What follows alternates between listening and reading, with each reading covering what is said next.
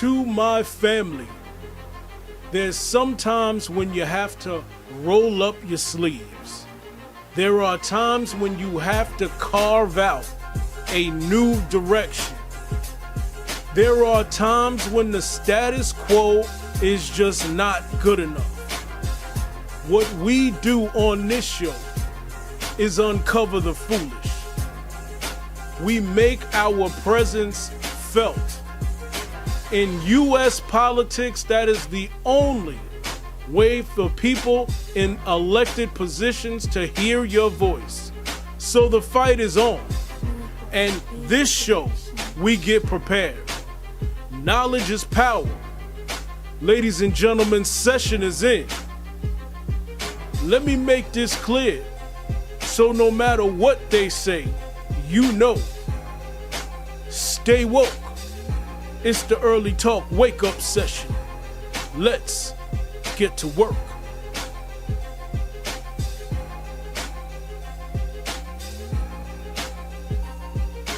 Lift every voice and sing till earth and heaven ring.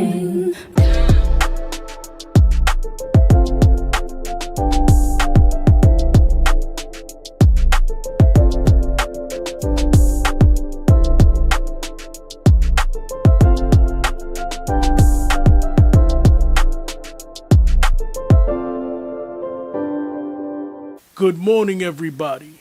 Before we get started, I'm hoping everybody can like, share, comment, smash that like button, smash that subscribe button.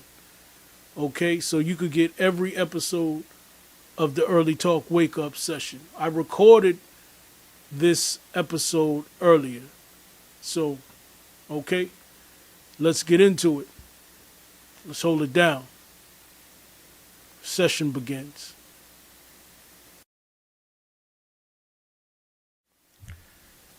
I want to bring in an expert, a doctor, specialist. He's actually written a book that is unbelievable. I gotta encourage all my viewers to make sure they pick up the book. Dr. Daniel Laroche. Good morning. Good morning. How are you? Thank you very much for having me, and thank you very much for the opportunity to talk about this book. Absolutely. For the youth, How to Be a Successful Black Man. You can get it on Amazon and all the online outlets. Go ahead. Now that is a great, and I want to encourage the viewers to definitely pick the book up and to read the book because it's outstanding. I mean, I understand you talk about the history. You go back to the history, you go back to the legend, and you talk about the legacy. Before we actually get into that, to put everything into context, if you would tell the viewers how you grew up as a young man to doing what you're doing now. Well, I was very fortunate. I was born here in America. My father's from Haiti. And my mother's from Canada. My father was very dark-skinned black from Haiti. My mother was Caucasian from Canada. So I'm biracial. And growing up, I got to see both sides of the coin, like the black side of life, the white side of life in America. And also, my mom, being a Christian, used to take me to church. And I used to take Catholic classes to learn about religion. But I was very blessed to have both my parents. Grew up in a middle-class community, had excellent education, but there were some things that bothered me along the way. I saw the tensions between black and white. I saw how blacks were like constantly degraded on the media and bad images on the media, always featured in crime or arrests or prison. And also within the church, when you look at the church, you see the white image of God, white image of Jesus, all the white angels. And he's like, where are the black people at? And then also in the Bible, it says a passage says, slaves obey your master. And I'm like, well, if God's supposed to be good, why would you have slaves obey your master in there? So many of these things bothered me over time. And so I researched it as I got older, studied different religions, including Judaism, Islam, and eventually got to go back to the origin of spirituality, which was actually in Africa. And we weren't taught these types of things. And then there were kingdoms and civilizations, and many of the things that we do today was actually founded in Africa. And so this was a tremendous revelation for me. And it's still a great deal of pride. And I wanted to create an opportunity to share that with the youth because that's not taught today. I learned many of these things as an adult. And I'm like, wow, if I had learned many of these things when I was a much younger child, maybe, I could have even done bigger and greater things than I'm doing right now. And so this is what motivated me to write the book and how to be a successful Black man, because in America also, Black men have the worst numbers in terms of where you're talking about incarceration, poverty,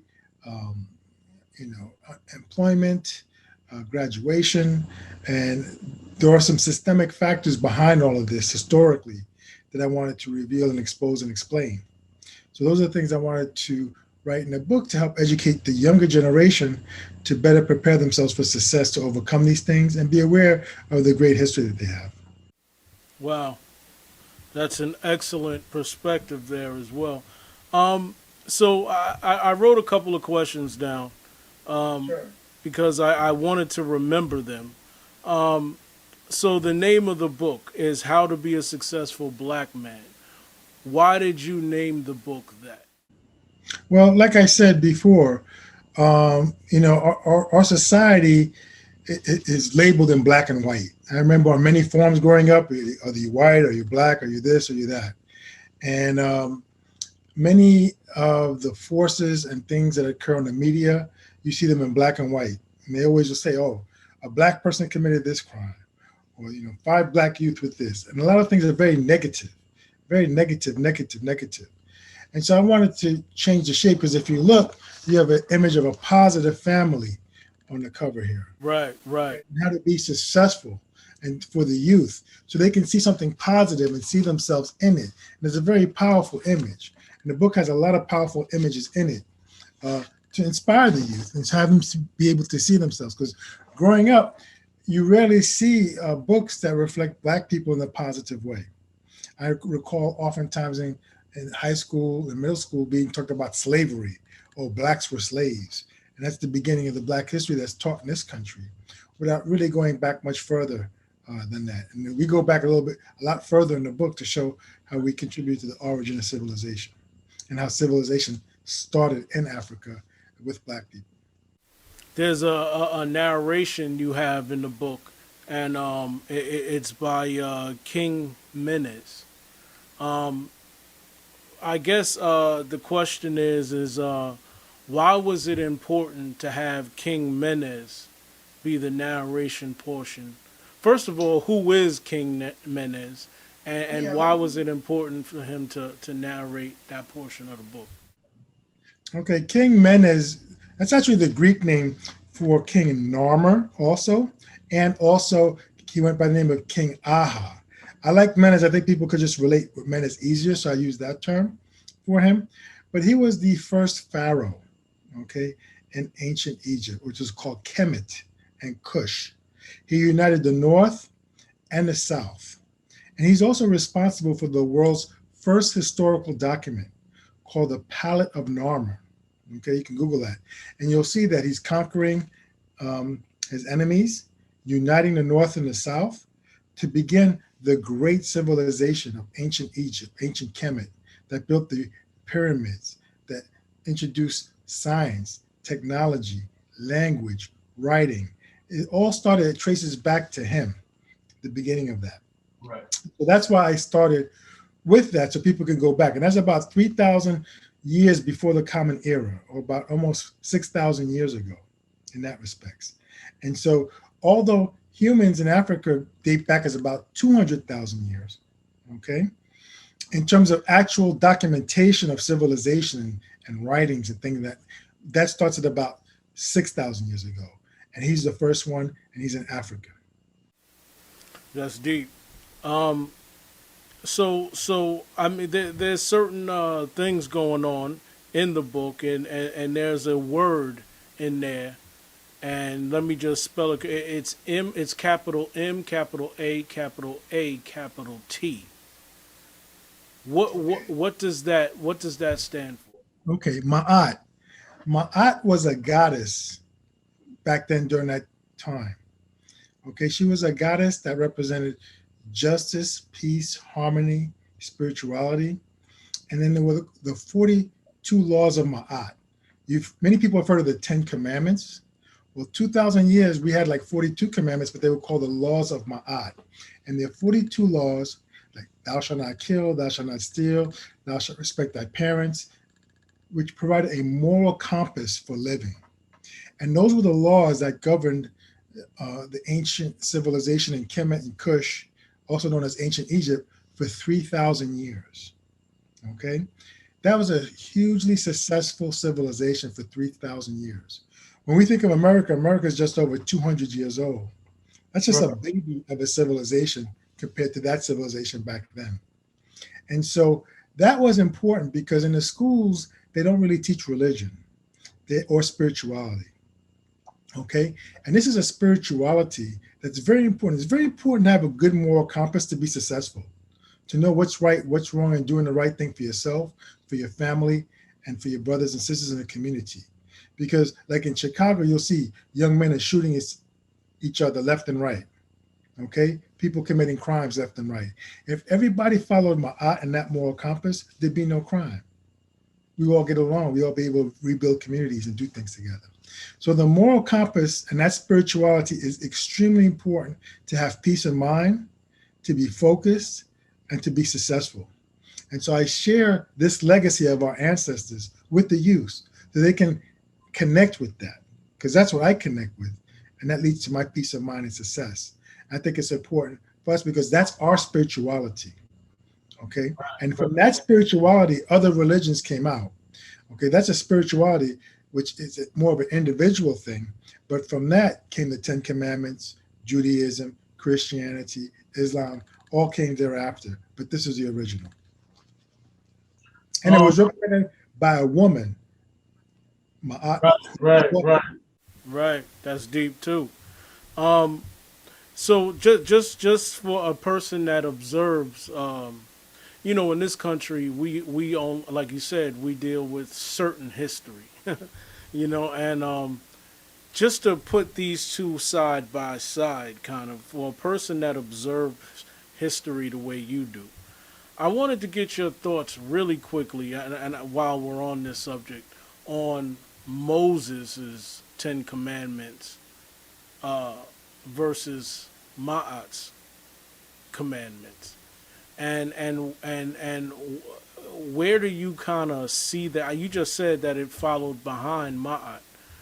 Moses is followed behind Ma'at, but can you talk more about that? Well, Moses was the African. He was born in Africa. Okay. Most people don't know that. Yeah, he was African. He was born in Africa. His name Mose, Mose, means child. And the pharaohs like Tutmos around that time, 1500 BC, had Mose in their name. Some of the major pharaohs, Ahmose, Tutmos, had that name. So there's a connection. And so when he was growing up as a child, he was surrounded by Ma'at. He was surrounded by these legacies. And so he veered off in his own way with the 10 Commandments, but that clearly influenced him in that respect. That clearly influenced him. And then just like, nowadays we have new religions and off-branch and denominations that break out Scientology and this and that and this and that. Moses just took a branch off to go into a different path. But Ma'at existed there for thousands of years before Moses was born. In the book, you highlight people like Malcolm X. You highlight Anubis, Heru, names like that.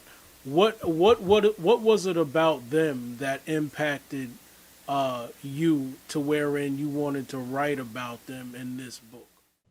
Well, these are all powerful leaders and symbols in the African heritage, both ancient and more recent. And So there are certain quotes, certain concepts that I just want to introduce to the young people so they can learn about those names. Okay. Heru was like a son of God. Okay. People look at the story of Jesus and the mother Mary. Well, in the book, I show how there was a triad of Osar, Osset, and Heru. And Heru was like the baby Jesus. That's where the story of the baby Jesus comes from. And the resurrection comes from with Osar. So that story that we know in Christianity has an African origin, okay, an African heritage. And Heru is the name associated with that. So that's introducing that to the youth so they can read and learn more about that. Malcolm X, we all know, he's just a generation from us. He's a more recent person who was very disciplined about academics, education, and excellence. So we talk about that so the next generation can repeat his name and learn more about him as well. We have references at the end for additional reading, and the autobiography of Malcolm X is one of those additional readings as well. Anubis was an entity back in ancient Egypt, ancient Kemet and Kush, that helped to determine part of the judgment. Okay, when someone died, if your heart was lighter than a feather, you can go on to the afterlife in heaven. But if you were like, your heart was heavier, then you would be fed to Amit, which was a creature that had a crocodile head, a lion's body, and a hippopotamus feet. It was a powerful creature that could eat you up for being an unjust person. And that's how they maintained their moral values and systems back then with the African heritage. And many of the traditions that we have today about heaven and earth and the afterlife really come from that as well. That's deep as well. I look, observing the book and sometimes I feel like, women read so much about men in history. Sometimes I think I don't know, but they may get exhausted from hearing about so many men, and sometimes they don't hear about the women in the past or in those times. What can you tell women? How can they relate to these characters that you write about in the book? Well, the women had a very important history in ancient Africa. Ancient Africa, ancient Kemet and Kush was a maternalistic society. Okay, the main goddess was Ma'at. She was a woman. She was a god. Okay, and then also, if you look at the statues of women, for example, at the Cairo Museum, there's a giant statue of Queen T and her husband, Amenhotep. Their eyes are at the exact same height, indicating equality. Okay? Indicating equality. Also, one of the greatest female rulers of all time was Hatshepsut. Hatshepsut was a queen and king that ruled over ancient Kemet and Kush for over 20 years. And she built a beautiful temple near the Valley of the Kings that dwarfs any monuments that we have here in America. And that was an African woman. So that legacy is very important for women. And every woman, without a father, you wouldn't be here. Right. The man is a very important part of your life. However, because of what has happened in America with slavery, segregation, Jim Crow, with attacking the man on purpose and destroying the black man on purpose, the woman has had to step up to carry the load. Okay? And we respect the black woman for that. Okay? But now I wrote this book specifically for the black man to reclaim their position right there next to the woman to do their part. Okay? Because a lot of us are incarcerated. A lot of us are underachieving, underperforming. We're not familiar with our history. We don't have the right direction. We have low self-esteem, low self-confidence. And that's because we're not being taught our true history and our true spirituality. Once we reconnect with that, your strength will come back. And then you will find your right place with the woman part of the family, and doing your part to make it better for the next generation. There's so many times as a young man, in this country, we grow up and sometimes our parents will say, uh, boy, don't you get emotional or don't you do this or whatever because you'll get fired on your job or, yeah, don't do this or don't do that. And our parents coming out of the slavery, coming out of Jim Crow, um, obviously wanted us to keep money in our pockets, right? And so I just wanted a quick question to young men coming up, and I know you wrote this book. I know you wrote this book. So my point is that what can you tell the young men that do have jobs or is trying to make their way in the world? Again, the book is How to Be a Successful Black Man. How do you tell them? Is it okay for them to be angry sometimes? Is it okay for them to show emotion sometimes? Where does that fit in? Because everybody isn't built the same way as a black man. Where do they fit in as far as those emotions, and is it okay to be angry sometimes? Well, I recall a quote from James Baldwin. It's like, when you're living as a black person in America, how can you not be angry every day? Because there's so many things around you that you see going on, so many microaggressions that's going on against you, the George Floyd incidents, the police brutality, the disparity in pay, the high unemployment, the high amount of drugs in the community. I mean, there's so many things every day that you see that, you're going to be angry every day. But I think what you have to do is you have to understand the history of, okay, why is a situation like this?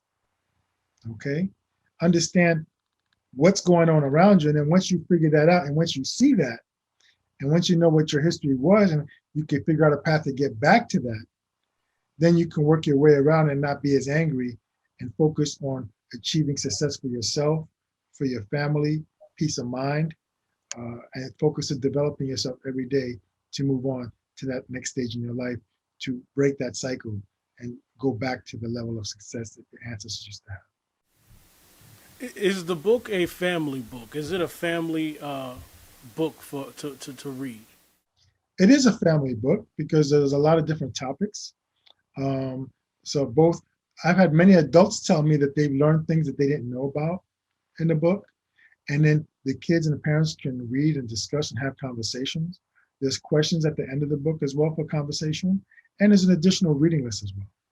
So I think it is a family book. And although it says how to be a successful black man, it's good for women to read as well, and young girls to read as well. And then someone asked me, are you going to write a book on how to be a successful black woman? And I tell the ladies, I'm waiting for the ladies to write that book. All right, they always say that trailblazers carve out opportunity, you know, as we see that throughout history.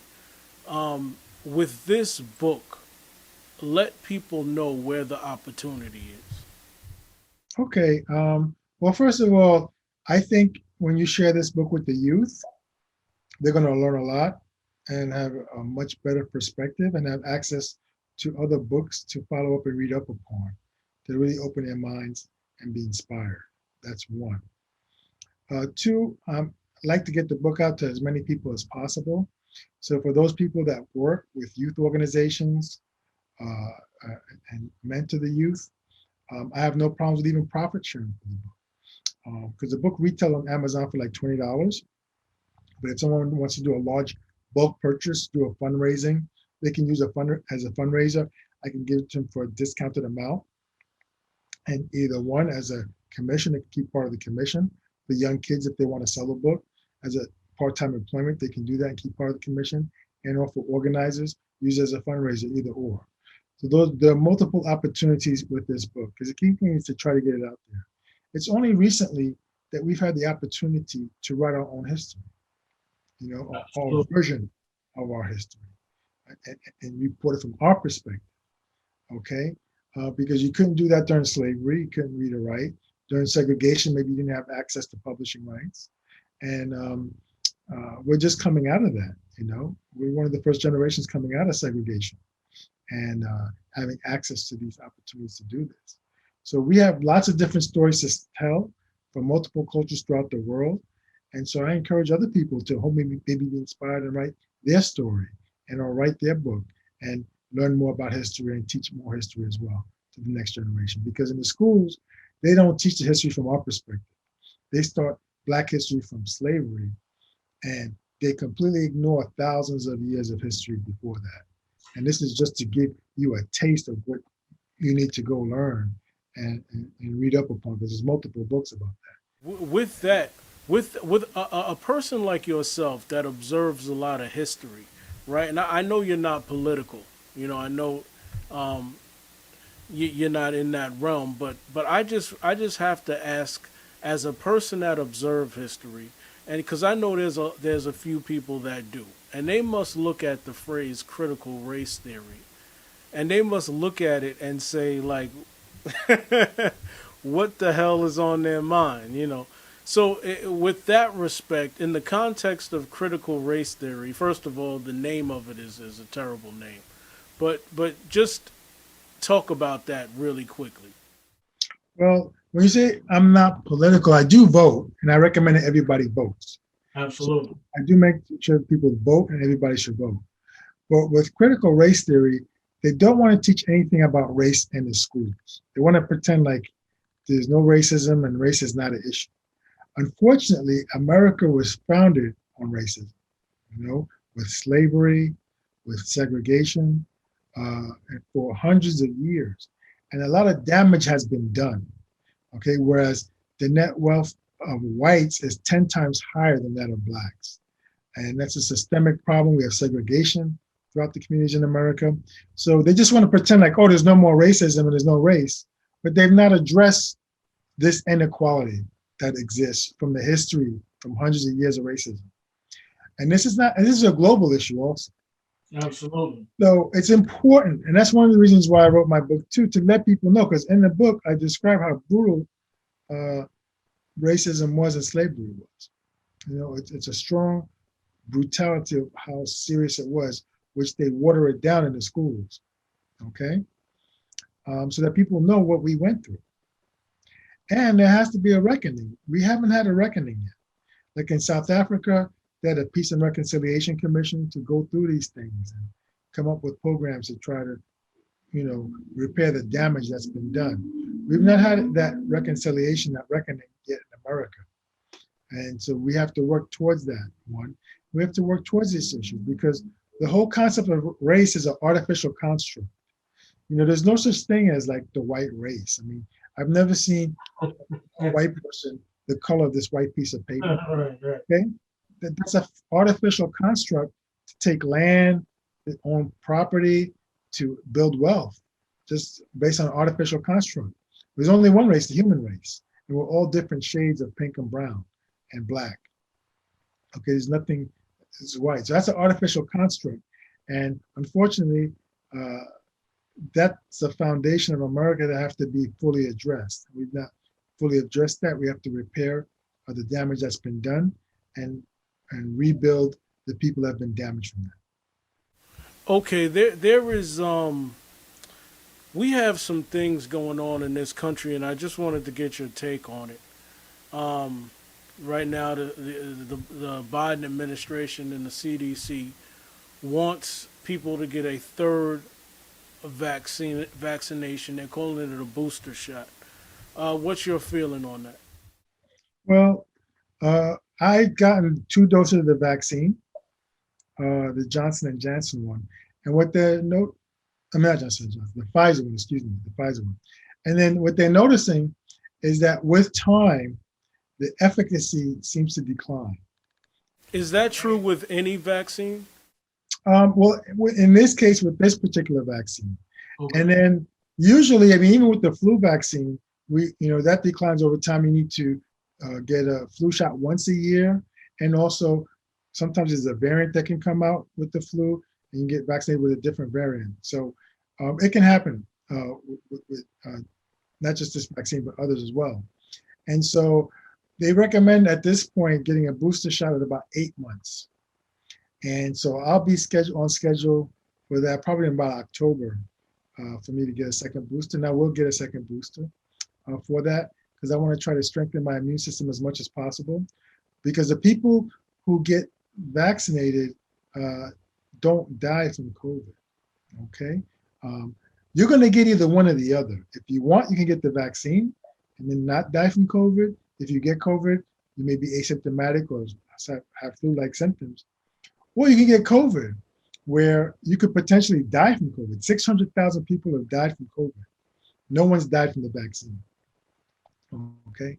So you're going to get one or the other because it's going to make its way around to you. If you decide not to get the vaccine and you think you don't want to get the vaccine, then what I ask them is that when you get COVID, stay at home. Stay at home. Don't come to the hospital to infect my colleagues because you didn't want the vaccine and risk their families, okay? And deal with it and get through it on your own as home as well, okay? Because it's not fair. We have a free vaccine where you can stop yourself from getting sick. And then, because the thing is, when you go to the hospital, you're taking up resources that can be used for other people who need care, like cancer care, heart attack care, GI bleeds care, okay? So if you're one of those people that say, oh, I don't want the vaccine, I don't want the vaccine, I don't know what's in the vaccine. Well, most of the people take blood pressure medication, diabetes medication. You don't know what's in the medication, but you take it. That's right. It's going to help you. That's right. Okay. We have enough scientific evidence to show that this is safe. Okay. And so if you're going to take that position, okay, I respect your position. But then when you get COVID, stay at home. Stay at home. And you're COVID by yourself. Hospital, trying to infect my colleagues, myself. You didn't want to take the vaccine. Right. Hey, you know what? Too in a hospital, in medical, people are busy enough. I mean, exactly. Without COVID, hospitals are overrun. I mean, hospitals are full. They got to schedule this. Now with this COVID thing, all of these people got to wait for life changing situations. I'll give you an example. As a surgeon, I do about 20 surgeries a week. Okay. Now, if these COVID levels go back up, I'm not going to be able to do my surgeries in terms of preventing blindness in people, doing cataract surgery, restoring vision. Right. Because you know what? All those resources will be shut down to defer for COVID people who could have gotten vaccinated. Absolutely. So it's really ridiculous. I mean, it's beyond ridiculous. And I'll say, okay, if somebody really doesn't want to take it, that's fine. But then when you get the COVID virus, stay at home. Don't impose on my other patients that need care and are more responsible. I mean, that's how I'm starting to feel because that's how ridiculous it is. It's just so ridiculous. People in the medical field are exhausted every day. I mean, down south right now. I mean, thank God New York is what it is and a lot more people have taken, but down south, Florida, Texas, these people in the medical field are exhausted. And the trauma that it's doing to them, it's I'm telling you, books. We're very fortunate because New York has one of the most, is one of the cities with like the most medical centers in the world. Right. Okay. And the most doctors and nurses and facilities. I mean, there's medical facilities all over the place. If you go down to Mississippi, Louisiana, you don't have that. Right. So those few facilities are completely overwhelmed. And if people are not getting vaccinated, they're part of the problem. Right. Because they're coming in afterwards like, oh, I got COVID. I want to go to the medical doctor now. And then, you risk infecting medical personnel and using all those resources. And you could have gotten a free vaccine and, not be sick as much. Ladies and gentlemen, you must pick up this book. The name of the book is How to Be a Successful Black Man. It is a blueprint for families. It is a blueprint for young people coming up. It is something that we have Christmas, we have birthdays, we have many occasions that if you want to bestow truth into somebody, pick up this book and give it to them for a gift. Thank you, Dr. Laroche, for coming on the show. Thank you so much for having me. I greatly appreciate it. Thank you, sir.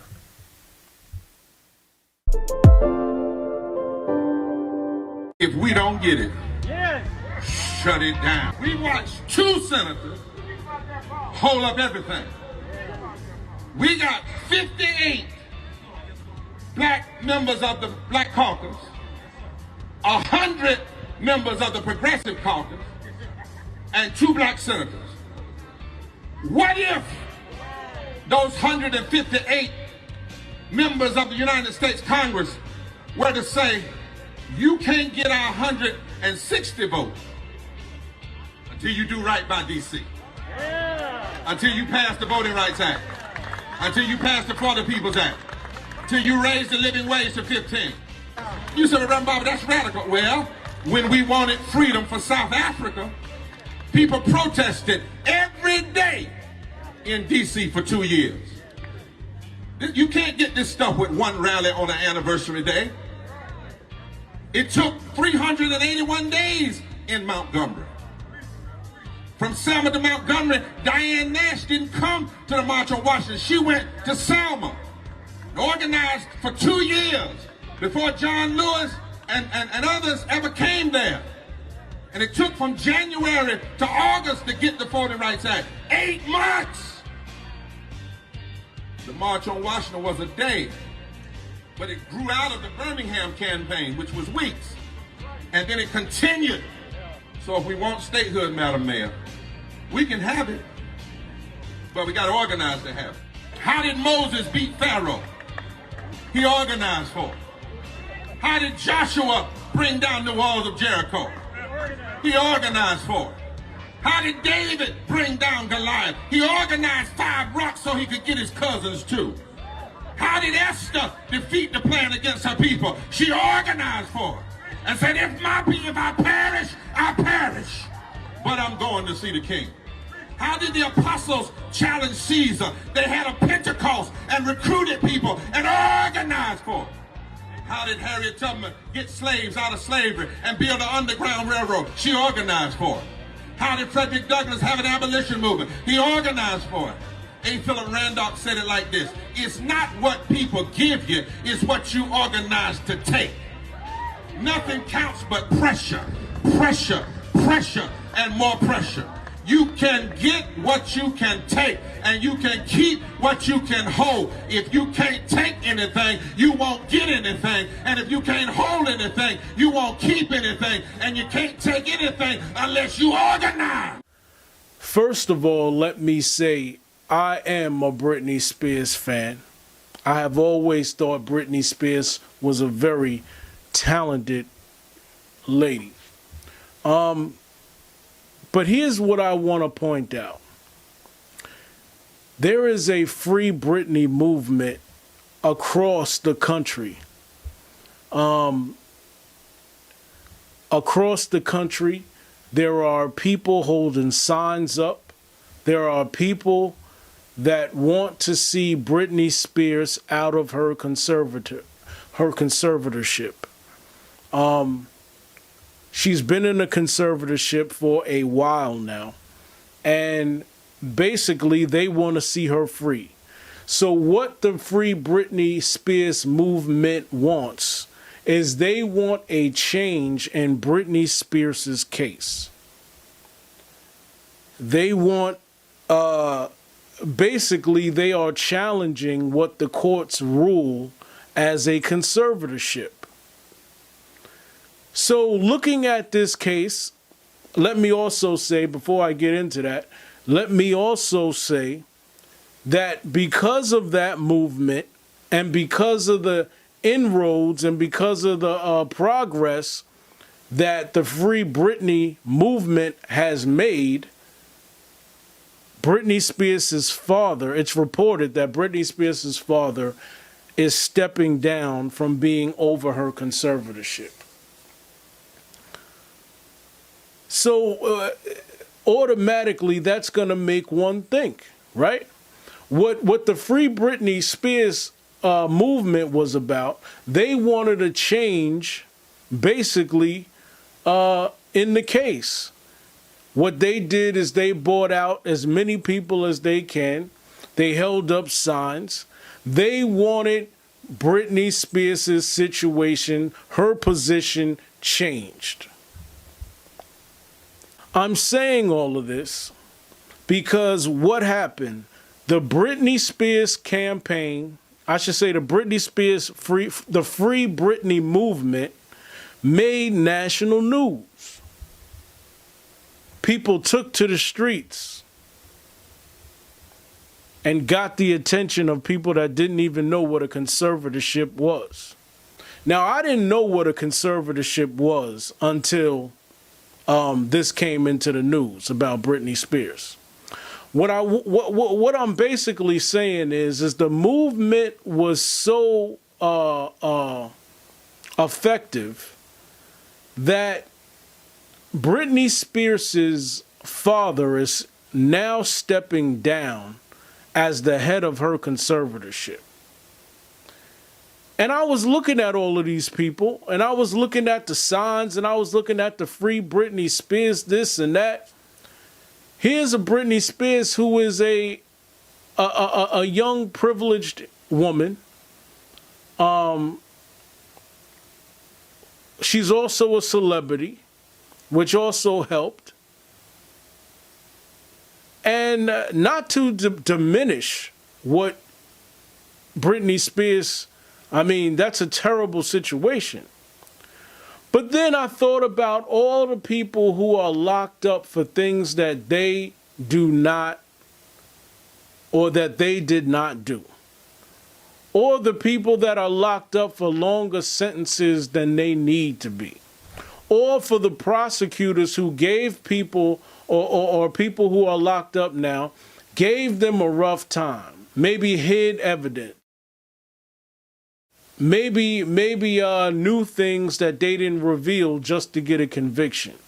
Now, we all know that happens in the criminal justice system.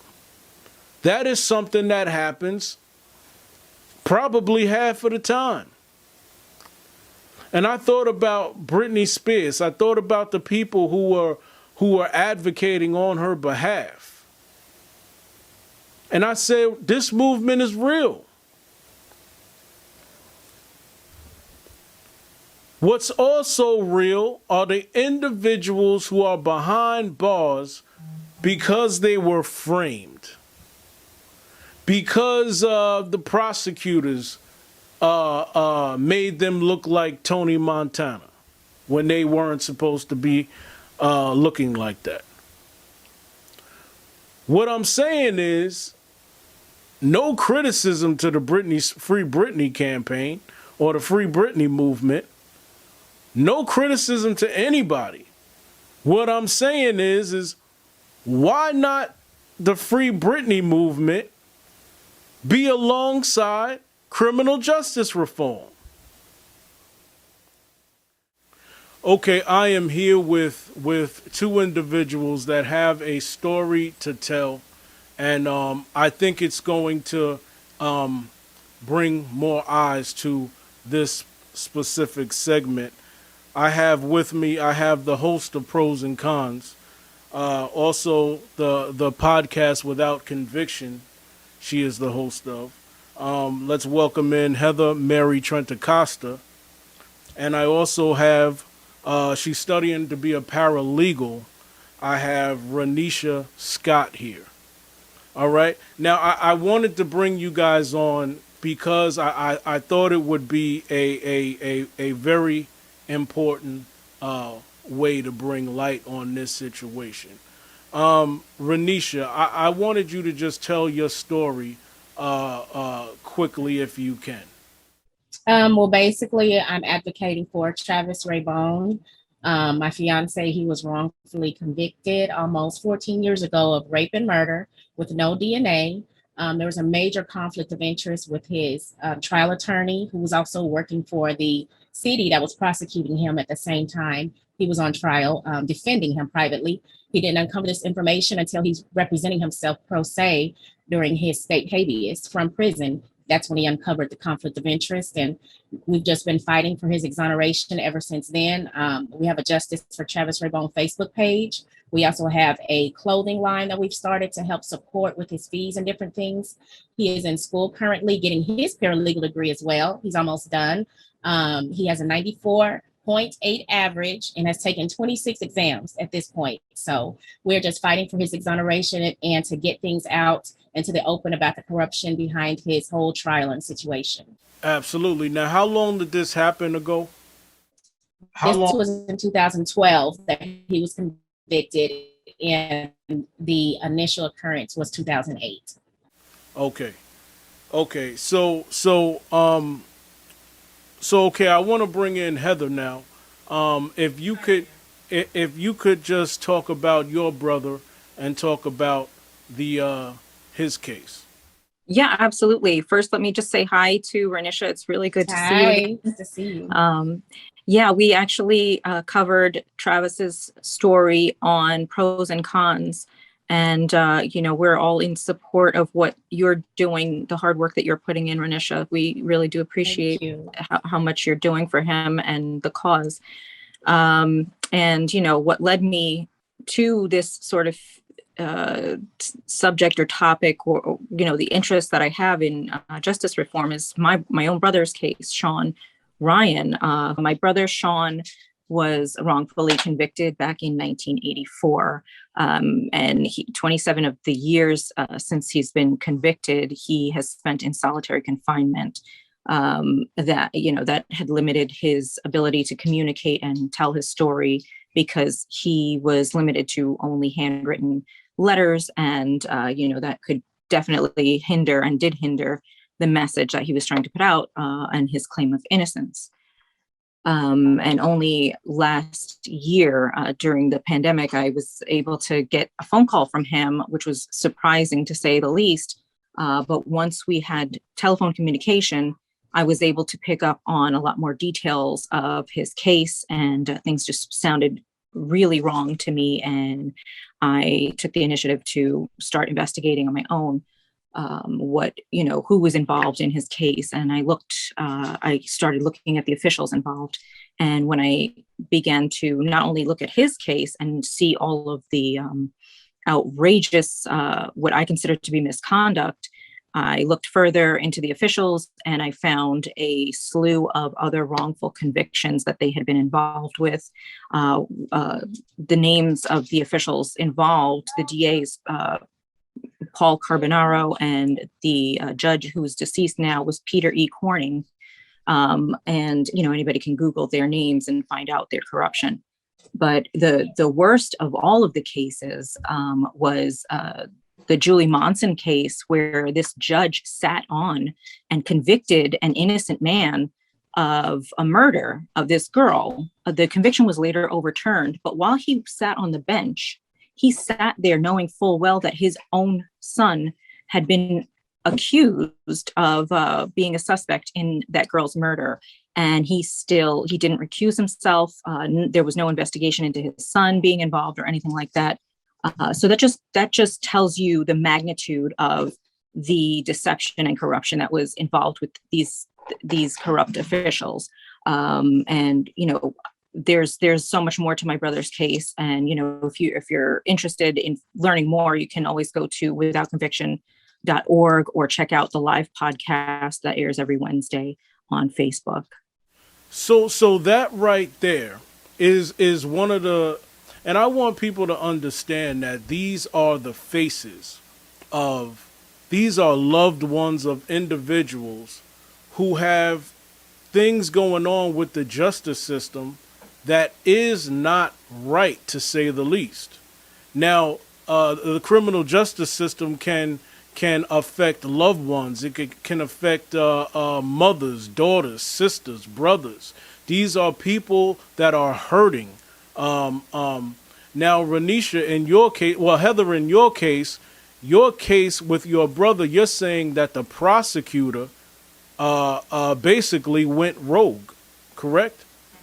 Right. Ranisha, with your case, you're basically saying what?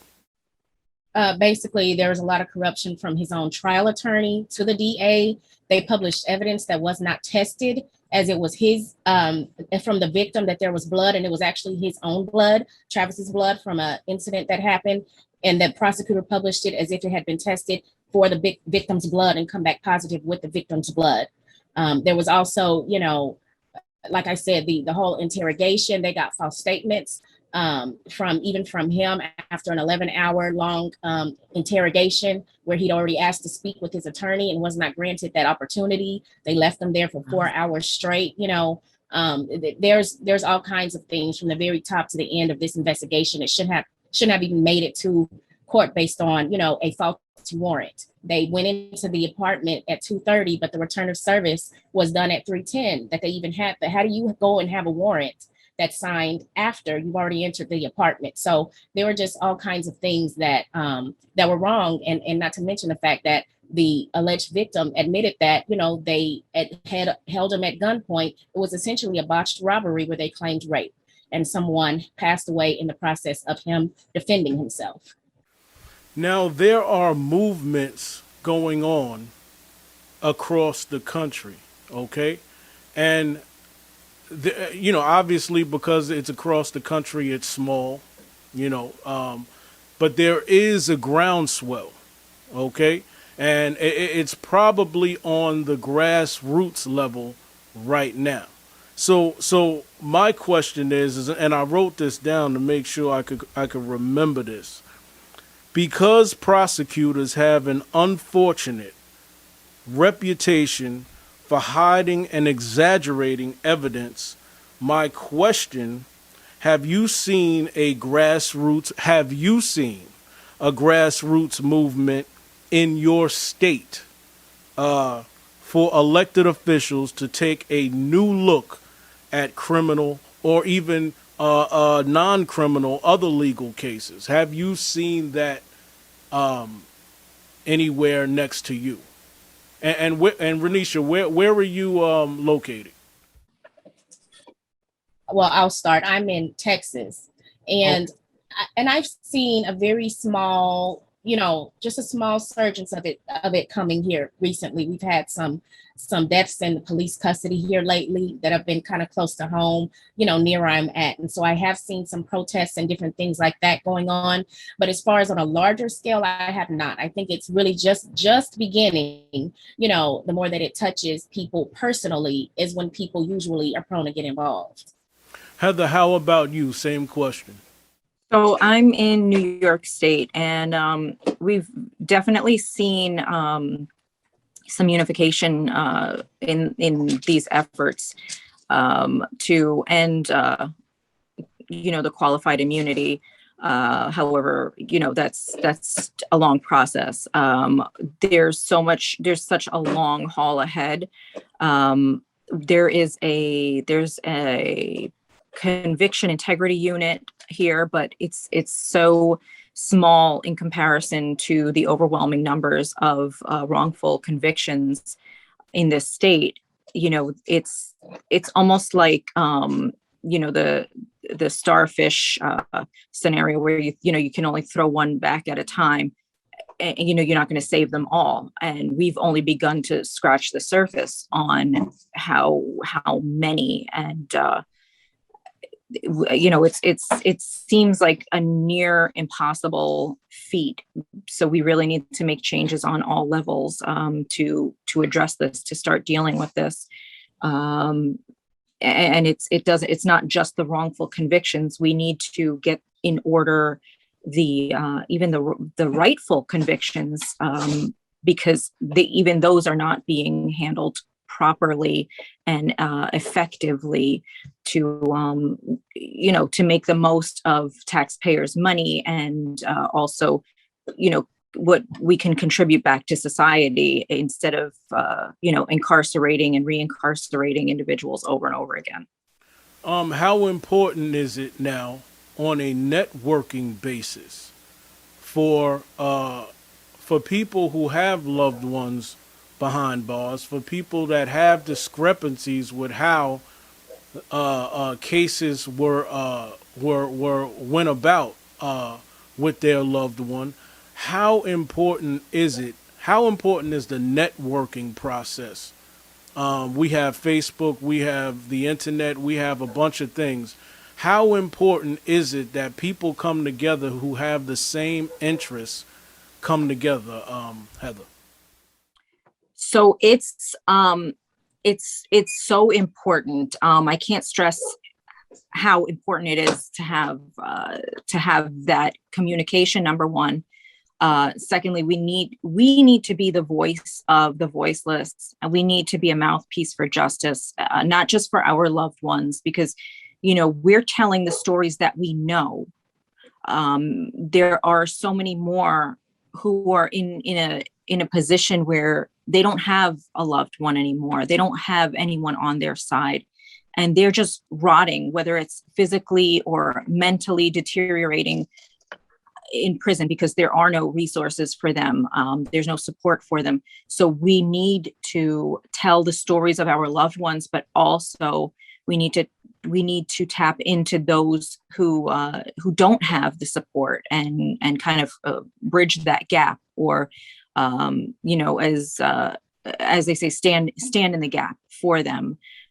Because they will never be heard, and it's almost as if they've been buried alive. And it's a duty. It's our responsibility as human beings to look out for our fellow human beings. Ranisha, there is so many people who want a change in the law. They want changes. Sometimes I think we take it. We come across these laws, and we just throw our hands up. And even if it's a law that's not criminal, we throw our hands up and say, well, that's the law. And that's the way it is. But how important is it for people to come together around these issues, around these laws that were created a long time ago, I might add? How important is it for people to come together and network? I think it's a matter of life and death almost, because the thing about it is, most times with any situation, we know it's not necessarily about what you know, but who you know. But it's more powerful when you know a lot and you know people who know a lot, and you guys can do a lot together. And so I think that educating ourselves on the importance of being a part of whatever the smallest part of the legislative process, and influencing that process that we can, and just letting it be known that as citizens, we're not going to just lay down and sit down and take whatever's handed to us anymore, and that there needs to be accountability. And it does need to start at the legislative process. It needs to start at that stage, because there's so much that goes on unchecked because of the laws that are still in place that are antiquated. And we need to get those changed, and we need to have some major things change. I always say, even if these elected officials look at the cases, I mean, you got some elected officials that won't even look at a case. They won't even look at a previous case that went a certain way. It's like, one of the things that a leader does is they bring their constituents with them. We look at these politicians. These politicians know a lot, but they have to bring along the public and educate the public and show leadership on this issue, because there are people hurting out there. I want to thank you guys for coming on. It means a lot. Thank you. Thank you. Thank you so much. All right.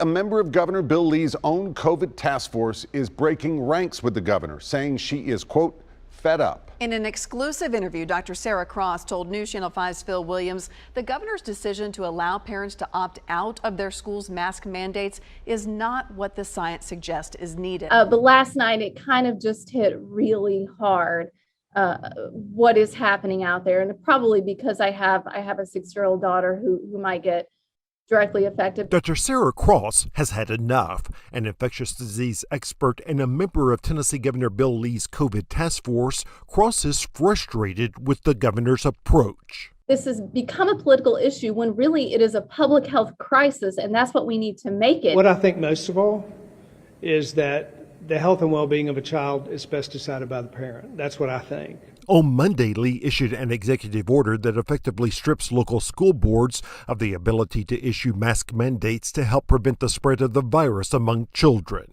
How can anybody say they're following the science when they want to let parents opt out of masks for children in schools? The problem with an opt-out strategy is masking is most effective when everyone does it. Dr. Michael Smith is a pediatrics infectious disease expert with the ABC Science Collaborative at Duke University. His team looked at data from 100 school districts and 14 charter schools in North Carolina and concluded that full in-person instruction is safe for all grades and schools and on school buses when masking is in place. But the key question for how we get schools open safely and keep them open safely is what happens when you walk in the door, are students getting other students or faculty members sick with COVID? And we know based on these two studies we've done that masking has been associated with making that likelihood very, very, very low, less than 1%.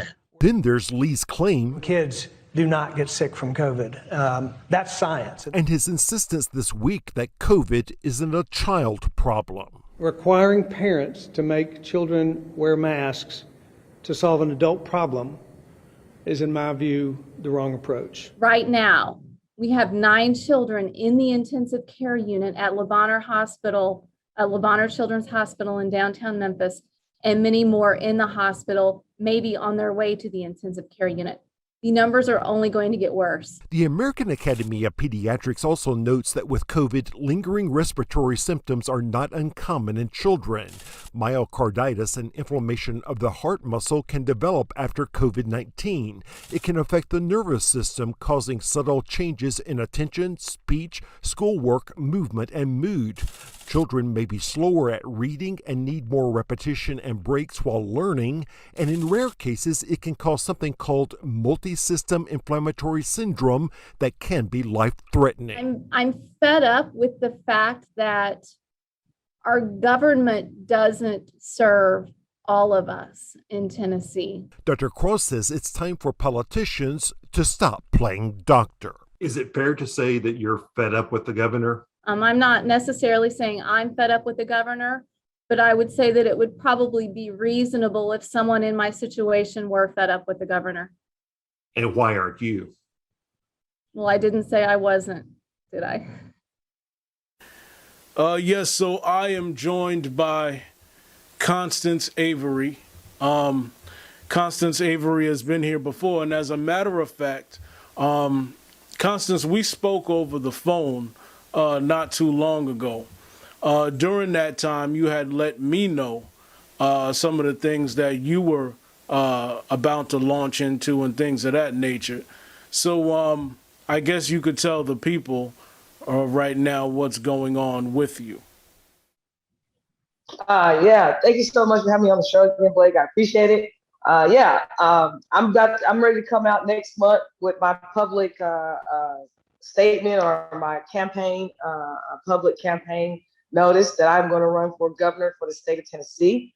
I think some of the decisions and choices that Bill Lee has made has not only been dangerous for the health and the concern of the almost close to 7 million population of America that live in the state of Tennessee, but just also the continued loyalship to the capitalism and the other issues and concerns and not funding properly our people in need during a pandemic. And just, like I said, a lot of bad, poor choices. And I just think that it's really necessary that there is a true people candidate running for the state of Tennessee office to ensure that we right some wrongs and, more importantly, do what we can right now in the heart of this pandemic as we're going to get hit with the second wave, and do things that's necessary to truly save lives and help people through the pandemic so that we don't lose lives and things like mental health, hunger, homelessness, and et cetera, that has just been poorly addressed by Bill Lee and really the state legislative administration as a whole, period, and making sure they assimilate proper protocols and procedures down the line to ensure that Tennessee become one of the healthiest states during this pandemic.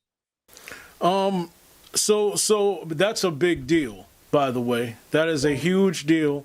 I think that would be good for the people out there. My question is what would, since you're running for governor, what's going to be your main issue or the issue that you're going to put out there first that you feel Tennesseans should gravitate to? Man, there's several. I think that I would say my top 5 things I want to hit from the get-go is definitely immediately number one, putting into a mask mandate statewide around our state, especially with school going back into full in-person sessions. We are seeing clearly that there's still some concerns around the medical research and actual available science information and how this vaccine, this virus relationship is supposed to be working, because it has been a little bit scary to see that vaccinated folks are catching the virus and still becoming very sick and even possibly dying from it. So that's a concern, but I do believe that there are other protocols that absolutely can be practiced that has been shown to be effective and can still, again, like I said, save lives. Like I said, I think that we need a necessary mask mandate in effect immediately. Our unemployment should not be given away as free fund coupons right now for out-of-towners. That money needs to go into either like I said, continue to support unemployment folks, or into our frontline workers who have been on the front line since day one. This thing, I think they absolutely deserve a boost. And it's like, if we're going to put the money somewhere, let's put it again where it's most beneficial to the people. Also, addition to that, I think that we do need to maintain still somewhere around 50 to 60% capacity, given the fact that many businesses in the restaurant and the service industry are still at half capacity themselves to try to prevent COVID spread and other precautions they're practicing. So it just means things to me make logic that we maintain half capacity services and accessibility until we figure out what this looks like going back to full capacity, if that's ever a thing. And again, I would like to see better enforcement of sanitation codes. I noticed that people are not practicing sanitation properly. And again, this is why COVID is spreading. It's not even necessarily the mask or other things, is that we're nasty people and we need to maintain sanitation protocols. So that's the first one. The second big one is going to be obviously this history issue. Critical race theory is foolishness. That's not a real term. This is something that they're trying to play wordplay with and distract from. Critical race theory is part of history. And sorry, unfortunately, white people, you are the evil condoner of that history. And the point of teaching history is to make sure we don't do what? Repeat the same cycles over again and make the same mistakes again. So in order to truthfully teach our children about what is happening in the relationships of the African-American people, white folks, and people of color particularly, that may not allow us to all get along, this is why we need to teach it to the children so they can learn it to break that cycle. We can all eventually get along. So again, I think that needs to be addressed and properly appropriated immediately. And then, of course, the gun law, we need to overturn that. That needs to be reevaluated. I think that that's not wise to allow a gun law to be out in effect where, and not so particularly this area is having the most increased gun violence we've seen in America. They're on trend with Chicago right now for being one of the deadliest cities in America right now, and not Tennessee. And so I think there's some reevaluation into the gun law needs to be looked at and really addressed. I'm not saying we cannot be permitless in some sense, but I think total permitless is just silly and foolish and dangerous in reality what we're allowed to happen. Will not comply! Will not comply! Will not comply! Will not comply! Take that mask off! No more masks! No more masks! Child abusers! You are child abusers! There's a place for you guys! There's a bad place in hell! And everybody's taking notes, buddy! Keep that little smug! Put it back on! Put that mask back on! Put your mask on! Poor kids sucking that bacteria. How you like that? Put your mask on! Then we know who you are. We know who you are. Keep it calm. No more masks. Keep it calm. Keep it calm. No more masks. We're on these guys' side. They're on our side. No, they're not. They're not on our side. The police are on our side. The police are on our side. Let's calm down. Yes. Calm down. We know who you are. We know who you are. You can leave freely, but we will find you, and we know who you are. You will never be allowed in public again. You will never be allowed. You never let it be allowed in public again. I know who you are. How do you convince, as a campaigner, as somebody that's running for office, how do you convince the party of Trump, if you will, that mask mandates are good to stop the spread of COVID-19? I think this is where the military background becomes valuable, because one of the concepts in the military is that You do what's necessary in the best interest to save lives, and the goal is to save the majority of the lives. And that's the objective. We're okay with accepting that we might lose a few lives because we're in war, right? We get that concept. But at the same time, the goal is to do what? Preserve life. So this is where I feel like the military background will come very beneficial in recognizing that, this is the concept that we're pushing with. The reason why we need to wear the mask is because, one, understand the role of the political leader. A political leader's job is not to tell you what to do in the best interest of your health, like the vaccine, for example. That's the option. I think that my job is to make that available and accessible and resourceful to any and everybody that wants it. That is my job. But to tell you to put that in your body or not, that's not my job. You have to evaluate what is in the best interest of your health and your family health to make that decision. My other job as the government official is to also put in place precautions that are in the interest of preserving life. So wearing this mask is in the interest of preservation of life, because we do have elderly folks. We do have immunocompromised folks. As we are seeing, we do have children who are being truly affected by this illness. So yes, you may be a healthy human being that does not struggle with this type of virus because your immune system is strong, but the reality is that there are many that do not. And so we do this in the greatest interest of the many. And that's why I said that also with the mask mandate, we need to cut back capacity and other factors that will continue to impose and enforce this. Because if you're only allowing 50% of people in the room, that 50% that's going to get serviced are probably those people who are going to wear their masks. And if people really want to enter into a business, guess what they're going to do? They're going to wear the mask, whether they agree or disagree, because they want the food, they want the service, the access, they will wear the mask. So I think it's in collaboration with that. Yes, like I said, I know that there's the Trumpers and there's definitely a group of people who don't want to do it. We definitely saw that ugly school board meeting. But I think one of the things that the government officials, I think, failed to do was to remind the public of their job, their roles, and their duties, and why this is being enforced and why it is something that has to happen. It's not optional. It must be done. You had mentioned earlier, I'm doubling back again, you had mentioned about some kind of, I believe you said it's a free coupon, free fund coupon. Did you just mention that, something about in your state that they're giving? Yeah. What's that about? So Bill Lee and some of the foolish leadership in the state legislature decided that a way to get folks to go back to work, because capitalist corporations and business owners were complaining that folks were not reporting back to work because of the unemployment. So Bill Lee and his cronies decided that what they should do instead was deny unemployment to the Tennessee taxpayers who actually live in this state, their unemployment dollars, or like I said, find another more creative and more resourceful route to use that money, because again, it is Tennessee taxpayers' money. He is now instead giving that money away for free to anybody that lives outside of Tennessee for a free trip to our state to visit. I think right now you get a $250 coupon for a flight to Tennessee. He's literally giving our tax dollars away to people for free because he doesn't want to put it in unemployment.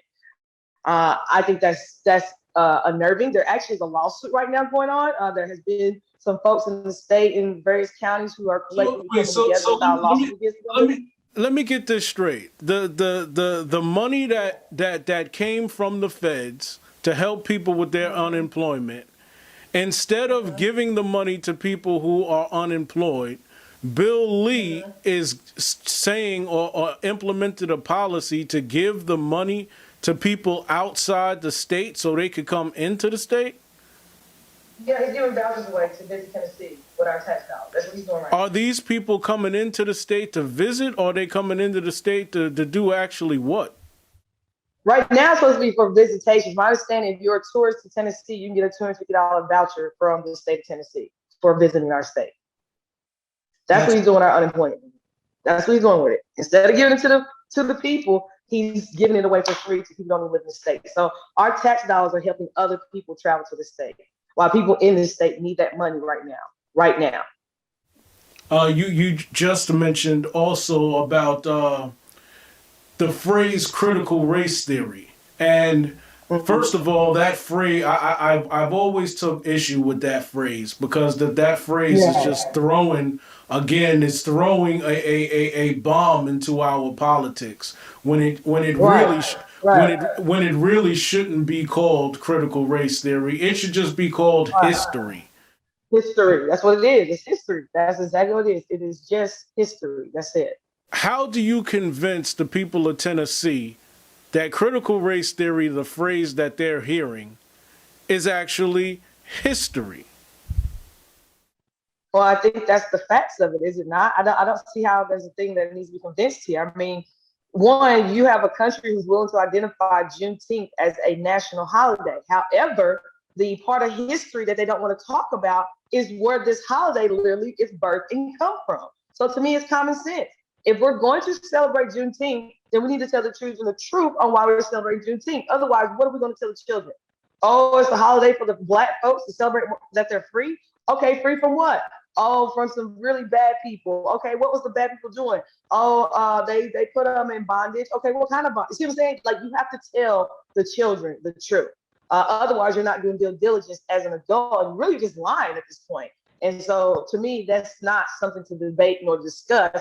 We're not going to admit a part of history because it makes you uncomfortable. If anything, we're going to embrace that uncomfortableness, and we're going to really break these oppressive chains of racism and white supremacy. And more importantly, white people, particularly poor white people, which a lot of Tennessee has, a lot of poor Appalachian white folks here. You need to understand that this is something that is a mask to keep you divided from us and not embracing our struggle, because you're poor too. That's one of the things we definitely share in common. So they're only using this race thing to help be a divisor to support their capitalistic agenda, which is the real issue and the real monster in the room. So to me, that's just common sense, and it's the reality of what we're dealing with. And I think that's why it's important that we teach this, because we need to understand not only the racism and the white supremacy, but the core of it, the capitalism. We really need to embrace that. And you're not going to learn that by not telling the historical truth. That money that he is just to go back, that money that he is basically trying to get people to come into the state with the unemployment money that was supposed to be for unemployment money. What would you do with that money?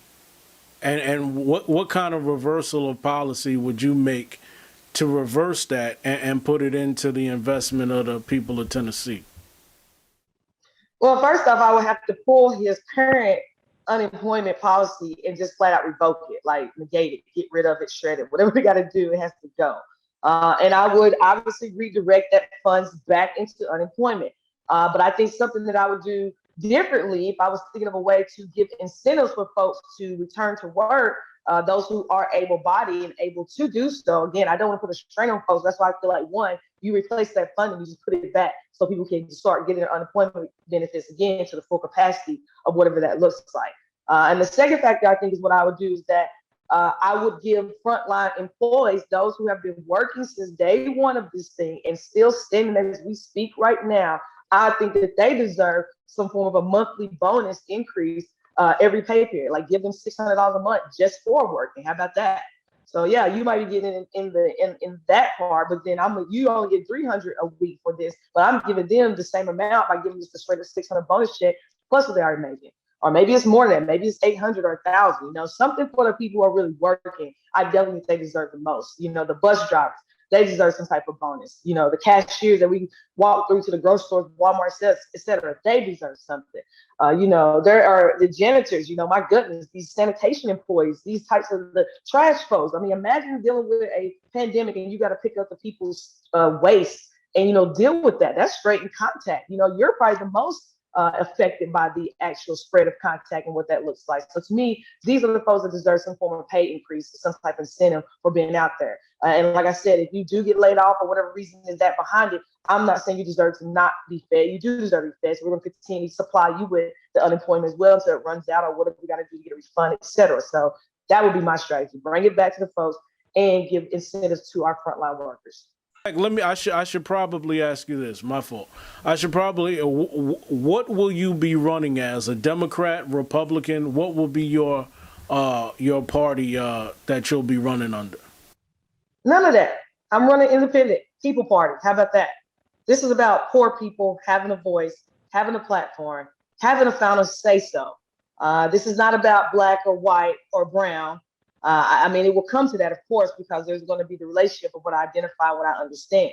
But what these three areas all collectively share, and what I fully understand and what I've experienced through my nonprofit work, particularly, and being in these streets every single day and being an advocate and a voice for the people, is that poverty is our real war here. There are people who are extremely wealthy who take full exploited advantage of the situation, use it to their greatest benefit, and use it as a divider to keep us arguing on the poor level amongst ourselves about the crumbs they choose to throw to us, while they laugh at the top and continue to scrape the ground dry from the rest of us. This has to stop.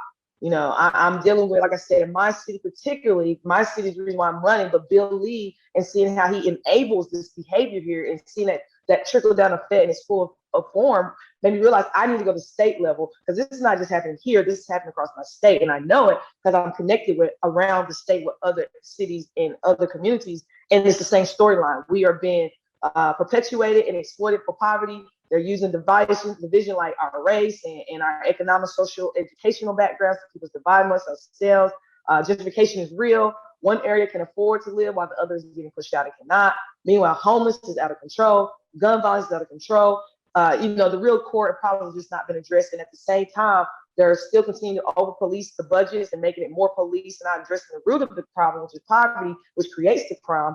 And then more importantly, continue to support capitalistic agendas like baseball stadiums that have been proven time and time again to fail. So, it's just a lot of factors. And I just feel like the best way to make a halt and a real push to this is to run for governor and get poor people to understand it is us over them. And we are more of them than it ever be of the other. And so that's the goal I'm pushing. We need to run as poor people, and poor people need a chance too. One other thing I want to ask is the elderly people in the state of Tennessee. Why should they vote for you? Because I'm going to save your life. I mean, again, who has been heavily impacted by some of the choices made in Tennessee, especially around the medical scene. And it has heavily impacted the elderly and the elderly poor particularly. I think, again, like I said, if we are able to give a vaccine away for free, then I think that we should have some other areas like our diabetes medication reduced in price during this pandemic. We can find a way to make things work better.